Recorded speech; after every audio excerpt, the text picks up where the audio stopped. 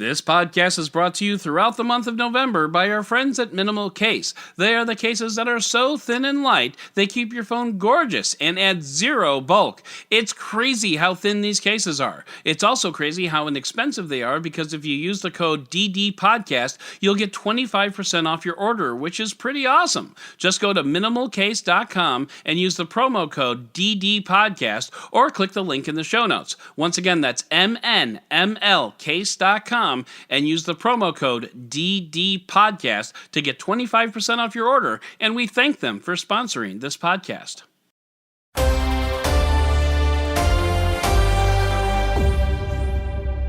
Good morning, Digit fam. Adam Doud here, kicking off another week of tech goodness for my buddies, my pals. So come along and let's have some fun. But first, a shout out to all the veterans and those who have served our country in any capacity. Today is your day, and yes, it might be annoying having to shake hands with basically every stranger you see on the street, and we're sorry, but we love you, and frankly, we're not wired to just leave you alone like you probably want. Peace out, homies. So with that, it is November 11th, 2019, and this is your Digit Daily. Some time ago, I recall the CEO of HBO saying, "Sharing passwords is fine as long as you're watching our content."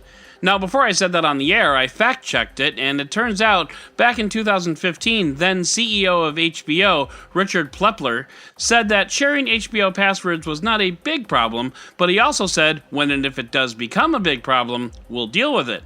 It should also be mentioned that Richard Plepler stepped down as CEO of HBO in February of this year, so even if what I remembered was correct back in 2015, all bets would be pretty much off at this point. Over in the Netflix camp, this is a much bigger problem, or at least Netflix paints it that way, because there is now a coalition between Netflix, HBO, and other streaming services aimed at figuring out just how the hell to stop password sharing. And before we move on, yes, I do share my Netflix password with my mother, and that is the only streaming service that I share. So Netflix, HBO, and all you other folks, before you go any further, just know that you're talking about my mom, dude. I feel like I'm beating my head against a wall, said Tom Rutledge, Chief Executive Officer of Charter Communications during an earnings call last month. It's just too easy to get the product without paying for it. And first of all, Tom, it's my mom, man. And second of all, bro, we are paying for it. So a little context that literally nobody listening to this podcast needs, but here's a little streaming 101 for you. Every service from Netflix to Amazon to HBO has varying levels of streaming service that allows X number of simultaneous streams. So if you have a 2-stream plan and my wife is watching Stranger Things while my kids watch Wreck-It Ralph, then I have to kick my kids off before I can watch Agents of S.H.I.E.L.D. because I am not kicking my wife off of Netflix. That's an ideal Netflix scenario. But if I have a 6-stream plan and I give my username and password to Billy, Bobby, Jojo, Frankie the Mug, Big Toe, and Mongo, then only 6 of us can watch at a time. And that's assuming that none of those other guys give out your credentials to even more friends because you know one of those guys is a real jerk and will do that. Now, Netflix, HBO, and others want to crack down on this, and as Tristan says in the newsletter, the truly amazing part is that they haven't already. But the question is, how to do it. Some ideas being bandied about include texting codes or requiring fingerprint authentication to continue watching. That's not ideal. You really can't geo-restrict this stuff because people have phones and travel, and I'm looking at you now, defunct PlayStation View. But never fear, password sharers. Streaming companies are pretty worried right now that any remediation of this problem might be so annoying that it actually pushes people away from the service. So it's a bit of a stalemate at the moment, but believe you me, this problem is being examined with gusto. Oh, and also, don't do that. Now, as I admitted at the top of this show, I do share my Netflix with my mom, but it's my mom, dude. She's got a fixed income for crap's sakes. This PSA is more directed towards people who can afford their own Netflix account. Just don't share. It's not cool, and it could screw everything up for people who are playing by the rules.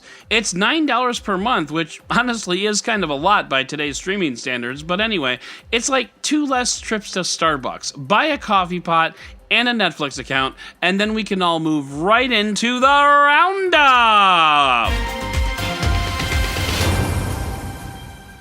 Over at Android Authority, Bogdan Petrovin looks at Huawei and asks the question, is it too big to fail?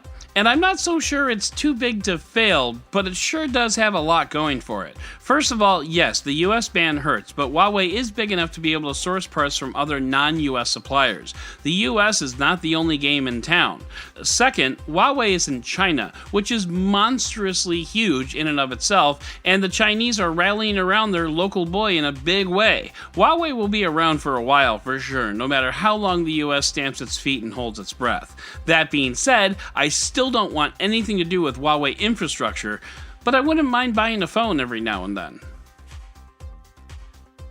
And here's a fun little thing. Apple's new credit card apparently hates women. Several prominent people of Twitter, including Steve Wozniak and developer David Heinemeier Hansen, reported that Apple offered lines of credit up to 20 times higher to the men of the family than the women. When Hansen complained, Apple advised him that the algorithm was to blame, but they can't change it because the algorithm says they can't, and the algorithm knows everything. And it's fair to say that with algorithms running more and more of our everyday lives, we really need to learn how to change them when they turn out to be discriminatory or worse. Marty, I'm sorry, but the only power source capable of generating 1.21 gigawatts of electricity is a bolt of lightning. What did you say? A bolt of lightning. Unfortunately, you never know when or where it's ever going to strike. We do now.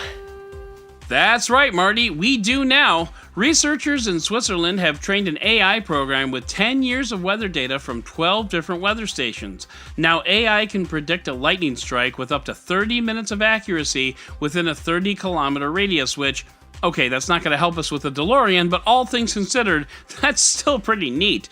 As time goes on, the team is hoping to narrow both the time and the area window. Believe me, we will be watching this story.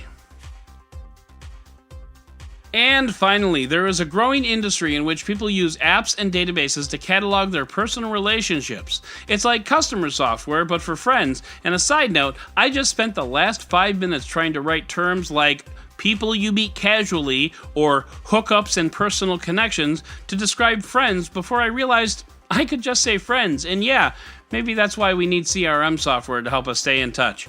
It's a brave new world. So that's going to do it for today's Digit Daily. If you'd like to learn more about any of these stories, check out the links in the show notes and subscribe to our daily newsletter on Digit.com. And if you like what you heard, subscribe, leave a review, and don't forget to tell your friends about DigitDailyPod.com. Once again, I'm Adam Doud, Dead Technology on Twitter, and we'll talk again tomorrow.